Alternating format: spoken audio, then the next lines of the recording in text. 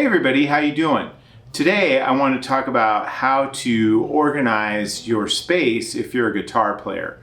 I use an approach called first order retrievability. I learned about it from Adam Savage's book, Every Tool's a Hammer.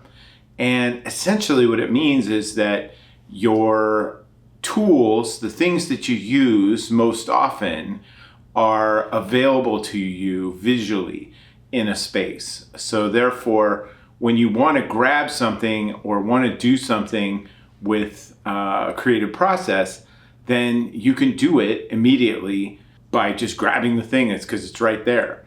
It's an organizational approach for sure, but it's also a user-friendly approach. And the first time that you do it, we're talking about guitar, of course, here, and associated gear that goes along with being a guitar player.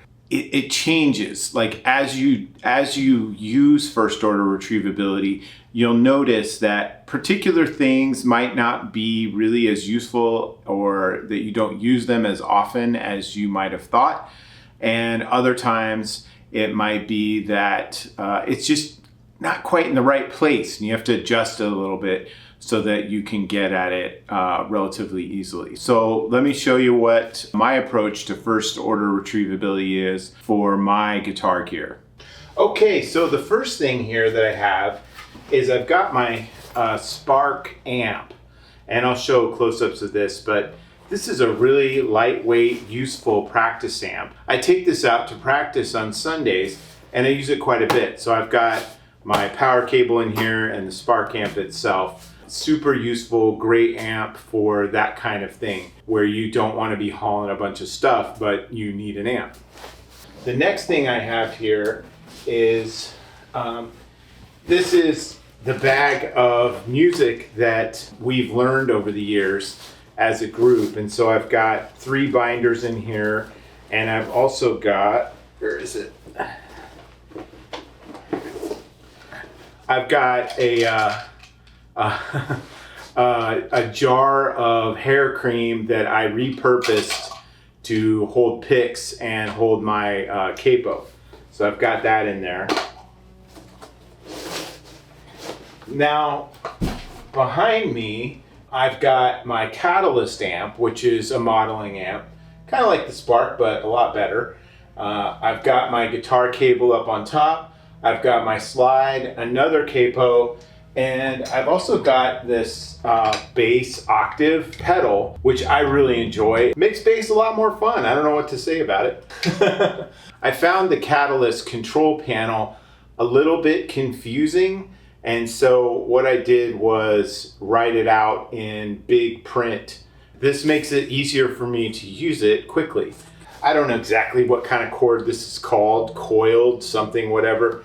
But I was always a person who used, your straight guitar cables. I tried one of these out, and guess what? It doesn't get all tangled up. It's not a mess. It's easy to use. And so this is what I use now. Down here, let's see if I can get this out. I've got a pedal board, and I really only use these things when I'm using a pedal board. I don't use this very often, but I've got it. And so I've got a distortion, a chorus pedal, and a digital delay. And that's really kind of all I need. I've got one of those conditioning power supplies on it too, because I don't like buzz and 60 cycle hum. So I've got that going. But again, I don't use this very often, but I've got it down here on the floor if I need it. You might be able to see here, I've got a couple of bins that have kind of doodads and extra things that I might need at one time or another. Here, I use this all the time. I've got one of these little pull-out luggage carts, which I use to put my Spark amp and my bag of music, and it's got tie down so I can take care of things when I need to. Over here, I've got some music books, scale books, a book about triads, things like that I refer to. So they're right there, I can get them. Let's swing around. So here you can see I've got all my guitars. I've got my Martin, my Fender, my Les Paul Studio, my Dan Electro, my Strat, and my bass. I have a 12 string also, but I loaned it to somebody recently. I'll get that back in a little bit. I also have an extra space, and that's concerning to me. I don't know what I'm gonna do. But anyway, I've got everything here. I've got straps on them. I've got they're not really locks, but they're little rubber discs that help hold the straps on. So I've got straps on all of them except the Martin. I tend to play the Martin most often at home, so I've got that on a stand where I can easily get to it. And then I've got this Telecaster. As you know, I just bought this recently, so I'm playing it more often. Any of the other ones are right there and available should I wish to.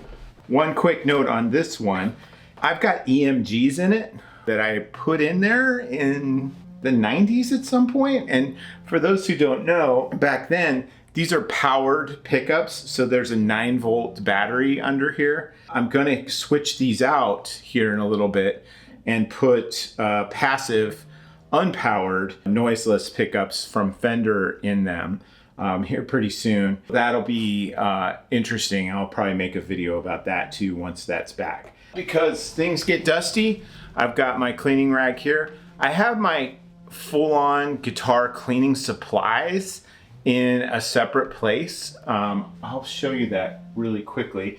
It's not really part of this sort of scene because I don't need to clean my guitars that often, so I don't need that stuff in this area. This is just what I use most often.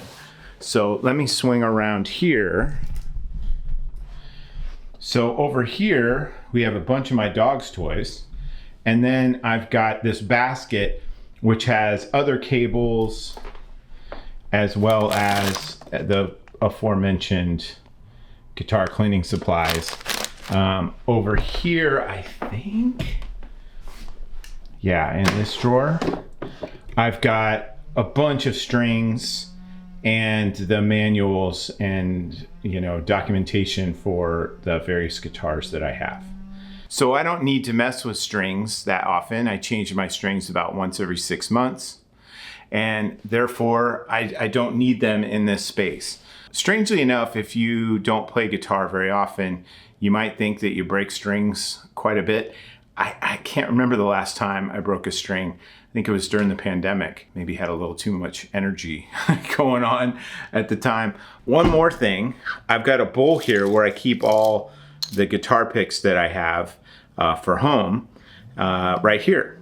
But anyway, this kind of gives you a sense of how I use first order retrievability to ensure that the tools that I use when I'm playing guitar are all there available to me. It makes it easier to practice when I have everything right here. Nothing's put away, nothing's in a box, nothing is down in the basement and I gotta go get this and that. It's all right here. I can just pick up the guitar and start playing. So I hope that's useful to you. I really highly recommend Adam Savage's book. It was like a kind of a game changer for me in how I organize many things, and that's just one chapter.